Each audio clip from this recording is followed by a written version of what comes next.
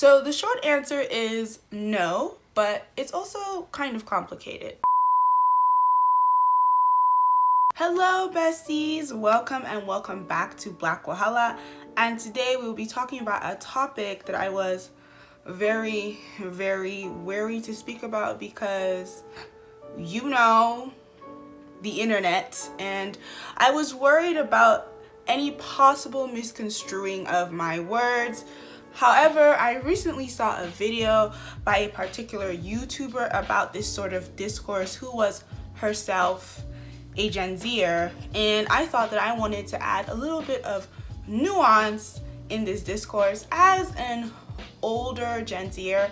Not really sure what I am exactly. I'm like in that space that's in between millennial and Gen Z.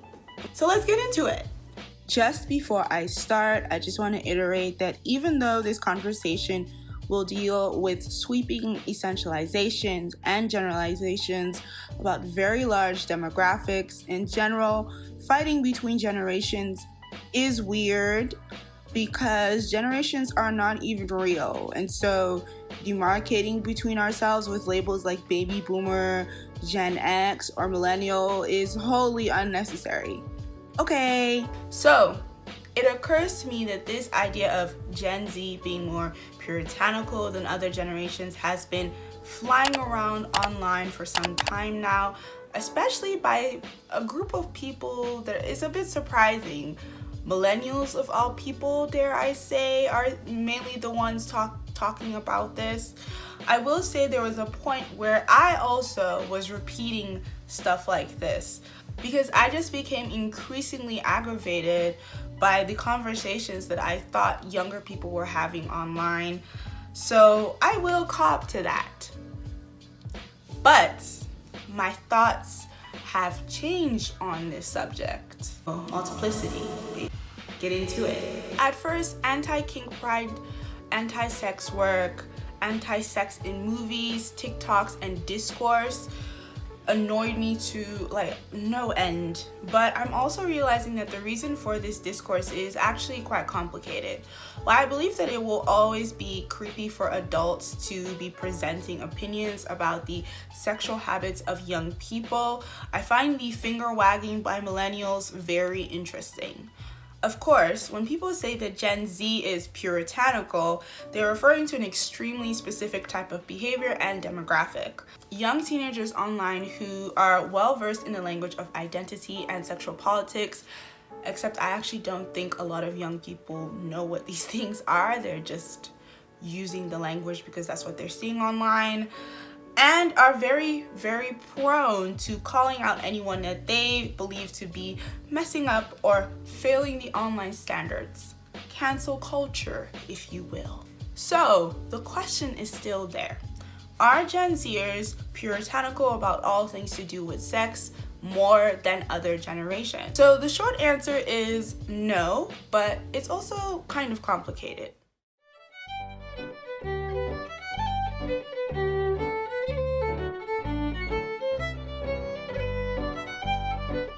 So, who are the Puritans in question, and what do people mean when they say that Gen Zers are being puritanical?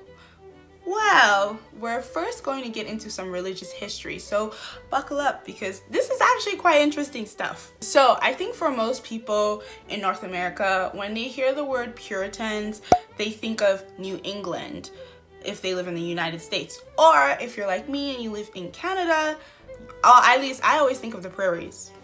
Don't know why.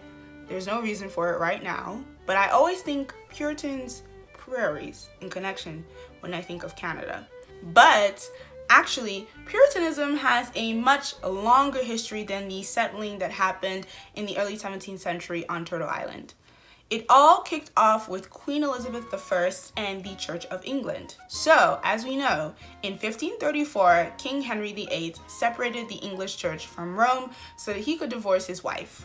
However, traditional Catholic practices were still preferred during his reign. Under his son, King Edward VI, a reformation took place that had more Protestant influenced forms of worship.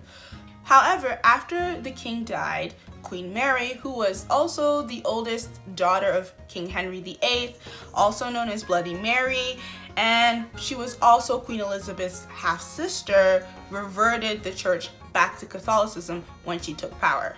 Then, after her death and the ascension of Queen Elizabeth to the throne in 1558, the church reverted back to Protestantism. I know, it's all very complicated. So this caused a difference of opinion in the Protestant state about what it meant to be Protestant, and some were happy with a mixture, others had a very anti-Catholic view, and in the 1560s received the insulting nickname Puritan. Puritans claimed that the church had not distanced itself sufficiently from Catholicism and sought to purify it of Catholic practices, and so there were basically two parties trying to run a state church. Bishops, the church, worshiping, evangelizing, and ministries were all problems for the Puritans. According to the religious historian David Hall, 21st century historians learned that this pejorative term, Puritan, could be used in the strict sense to apply to a handful of radicals who were the most forceful advocates for this program. And many of these people were also known as nonconformists. But there were a lot of people that were also moderates. Historians tend to want to emphasize the radicals in movements, but we know that with most movement building, not everybody is a radical. There are usually moderates or people who are not really all that radical to begin with in a lot of movement building. While the common idea is that the Puritans were a completely unified bloc, there is evidence that there was some division in the movement. As in England, some wanted to dismantle the Church of England entirely and others were more cautious, while Puritans in Scotland were divided between those who were willing to work with the king and others who insisted the independence of the church. So if you'd actually like to learn more about Puritans, because like I said before, it's actually quite interesting stuff. Like seriously, I watched a whole hour video. I read like 2 books about it because it's actually pretty interesting. It's quite juicy. You can look into John Coleman's book, The Puritans, A Transatlantic History. It's very interesting. So, as I said earlier, originally the term was used as an insult, as Anglicans referred to people whom they thought were too easily offended by the liturgy of the Anglican Church, and people who were nitpicking at details and causing trouble while justifying their efforts through proof texting of the Bible. So, is it even correct to suggest that Gen Zers are Puritans? Well, in the historical understanding of the word, no, absolutely not, because Puritanism was a early 15th century to 16th century movement. But does this Gen Z moniker fit in with the intended purpose of the word Puritan? And can we say that Gen Zers are unnecessarily nitpicky, especially when it comes to things like cancel culture? Yes, it is an insult after all in the end, and it's kind of complicated. While I've never made a video about my thoughts on cancel culture, you should know that I don't believe it's real. I think it's very complicated, and if you want me to make a video about that, I will.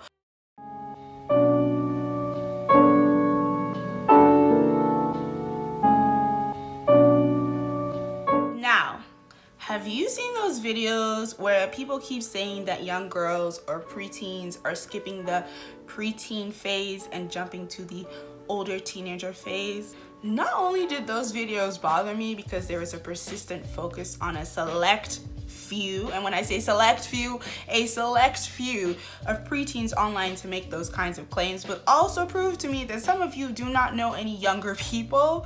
Like, have you seen preteens? I can guarantee you that many of them still look and act like pre-teenagers. It's getting weird. I don't know what you're bringing this up from, but it was proved to me that some of y'all don't know young kids outside of what you see online. They aren't skipping phases, despite the minority that you've seen on the internet. But these videos also brought up something that has been brought up a lot by Gen Zers online: hypersexualization. But before we get to hypersexualization, we must first talk about sexual liberation politics, because I fear that some of us have lost recipes. So, the sexual evolution, I like to say evolution rather than revolution because ideas concerning sex have changed throughout history, and the sexual revolution of the 60s and the 70s was not the first of its kind.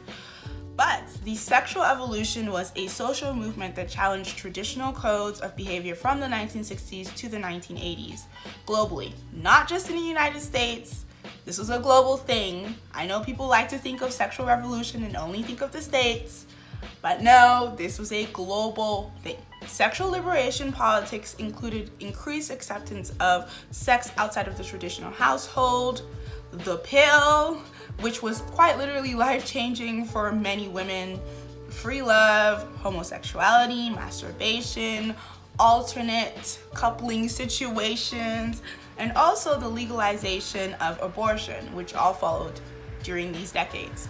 So it is on the back of this movement that generations of feminists, third wave and fourth wave alike, and feminist lights, so people who don't read any feminist work but co-opt the language, and that's a lot of people, have created language and work around sexual agency, sex work, and sex in general. But something I think a lot of people don't seem to understand is that the sexual revolution is unfinished. We are not as far as we think we are.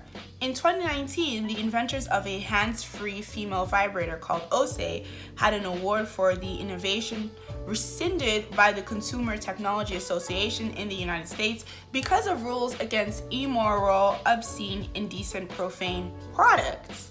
Meanwhile, the clitoris itself wasn't fully mapped or understood until the late 1990s, and the idea that vaginal orgasms were the mature kind put pressure on women to have the right kind of orgasm if they weren't faking it to begin with. Because, this is a common thing with cisgender heterosexual women. I mean, so many women do not know anything about their own bodies because of religious shame, misogyny, and the sexual double standard. Sex is still seen as a sinful and corrupting force, and of course, particular demographics are constantly targeted by this ideology. Unfortunately, many of us feel the need to police the way young people, especially girls, behave. For many girls, they face the consequences of trying to be sexual and being good girls at the same time. And I know y'all don't like it when people say this, but it must be said. Girls deserve bodily autonomy. Whether you like it or not, young people deserve bodily autonomy. It is not unnatural for girls to want bodily autonomy over their own bodies. But instead of working to make sure that we live in a society where girls and boys can have bodily autonomy without being preyed upon or harmed, we choose to police how young people have bodily autonomy and agency, even as other young people. Now, that does not mean that I believe that hypersexualization is not a problem in our society. It doesn't help that the media has co-opted genuine liberation politics to sell images and products to us. I get it. It can be hard to tell the difference when something is empowering or if something is just sexual scripts that have been presented to you. So I get it. But surely, the answer is not for us to police one another. And this was also my problem with the backlash the film Cuties received.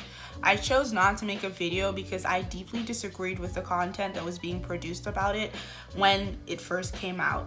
I didn't think it was a bad film. In fact, I really related to a lot of the themes in the film as an African Black immigrant who's a girl. So many of the scenes were relatable, and I think what often happens when we are confronted with the uncomfortability of being a young girl in our society and the ways young people go unprotected is that we immediately become reactionary and do not do any actual work to make sure that they are protected. So you've got to ask yourself, are you actually concerned, or are you being met with the uncomfortable experiences that young people face online and outside the online sphere? And is your reactionary behavior useful?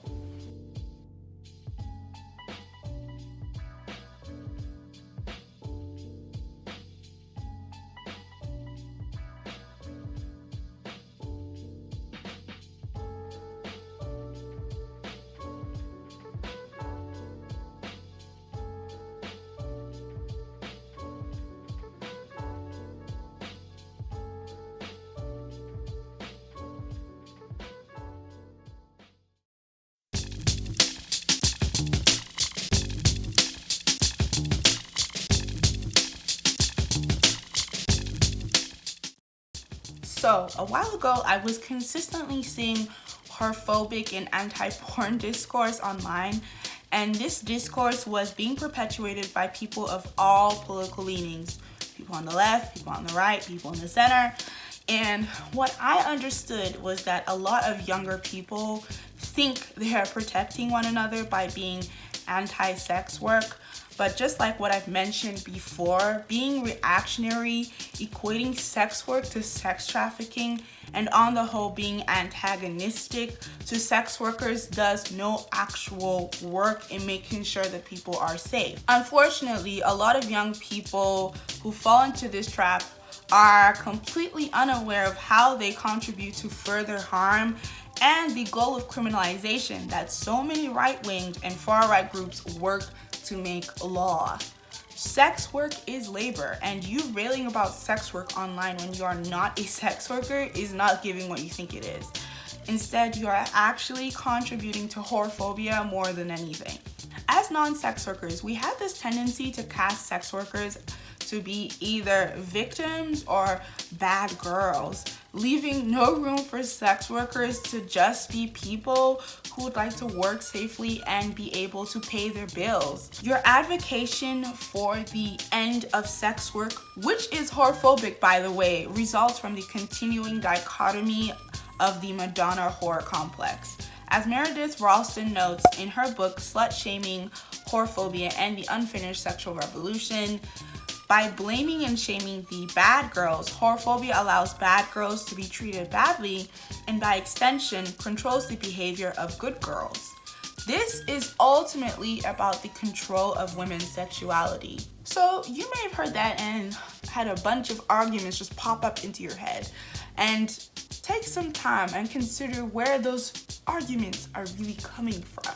To me, a very common argument I hear is that sex work is inherently exploitative and violent against women. And to me, this stems from some poor conceptions that people who seek sex work are deviants or predators. Sex workers are all cisgender women, which they are not, and that all sex workers want to leave sex work. But what seems to be missing in this conception of sex work is that sex workers are left vulnerable because of their legal and social status, making them easier targets. It is not by abolishing sex work that we will end the stigma that sex workers face. Rather, it is through abolishing whore stigma that we will be able to bring liberation for all people. So long as there are women who are called whores, there will be women who are trained to believe it is next to death to be one or to be mistaken as one. And as long as that is, men will feel they can leave whores for dead with impunity.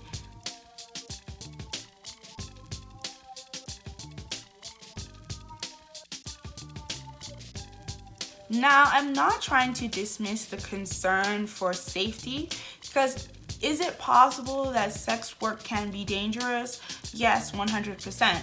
But so can your job as a construction worker, as a miner, a farmer, as a retail worker, as a fast food worker, and many more occupations. We need to start asking ourselves why we have an inclination to deny the labor in sex work, to expect sex workers to justify their labor and why they do sex work, or even why judgments of morality are the first things that pop up into our minds when we think of sex work. As Intellectual Media asks in her video about sex work, people who are not sex workers need to start asking themselves questions about the labor that they do and their position as a laborer in our economy.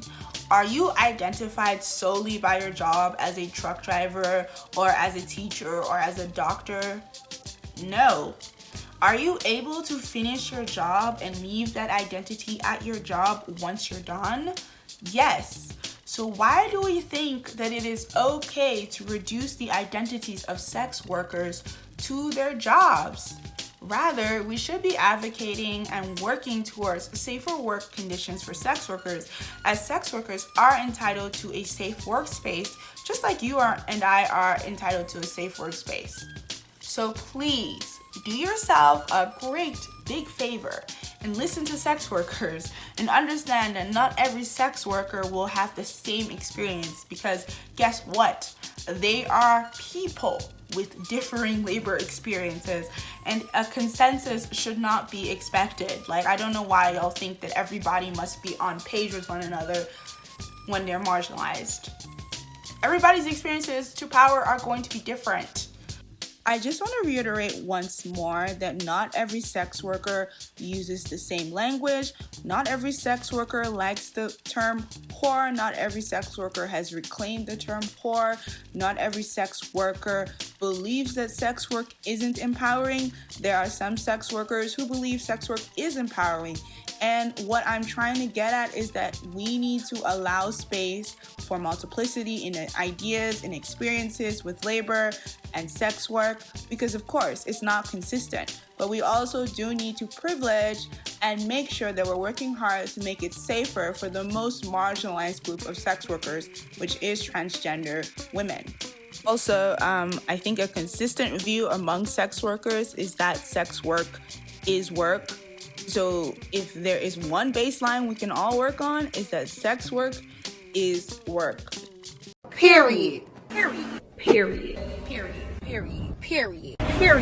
Period. Period. Period. Period. So, a great way to start is to check out Intellectual Media's video on sex work called Sex Work Isn't Empowering, and also Melissa Gira's book, Playing the Whore, The Work of Sex Work. So, to older generations, Gen Z is still a generation of children. So that will mean that there will be some half-baked takes that co-opt radical language and make absolutely no sense, because, you know, they're still learning. And so let's take it a bit easy on them, please. Dismissing their knee-jerk reactions in all this discourse is not helping, and we don't need to keep antagonizing them. For many Gen Zers, their lives have been spent completely on the internet and online, and so many have had to negotiate internet spaces on their own. And so there is a greater sense of militancy and a greater sense for the need of protection. With more information being readily available online, Gen Zers are more likely to be aware of the dangers of sexual exploitation more than any other generation. And this means being more attuned to sexualized language or actions that can infiltrate spaces. Because of this, it has brought up some takes that we could say are a bit sex negative, even if the creators don't view them as such. And so I say to older people, please just show some grace. So to my younger Gen Z siblings, I know that you feel certain in some of the ideas that you hold now, but trust me when I say you will change your mind as you grow more in your politics, as you meet more marginalized people who have different lived experiences than you do. As you just get older, you will change your ideas on certain things. I mean, I certainly did. I don't hold some of the beliefs and ideas and ideologies that I had when I was 13 or even 16 and blogging on Tumblr. So let's just all take it easy on one another and show some grace and understanding. So thank you for watching. I know this was a long one, but it was needed. If you feel inclined to comment on anything that I said, please do, but please be kind to me. Please don't call me names. I don't like being called out my name. And please be kind to one another as well. Don't forget to like and share the video and subscribe to my channel if you like what I do on here. You can follow me at Black Wahala on all platforms to hear more from me. Bye, besties.